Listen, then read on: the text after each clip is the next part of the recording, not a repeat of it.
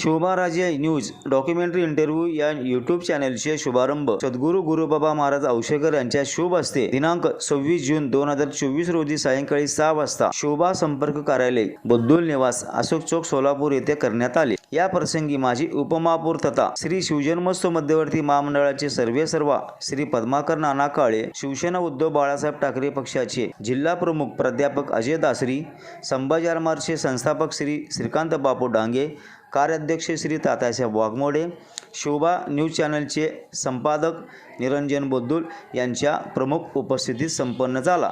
या प्रसंगी अंबादास मिट्टापल्ली, विश्वनाथ येल्दी, रवी परकीपंडला, सागर डगे, नागार्जुन राहुळ, व्यंकटेश बद्दुल आदींची प्रमुख उपस्थिती होती।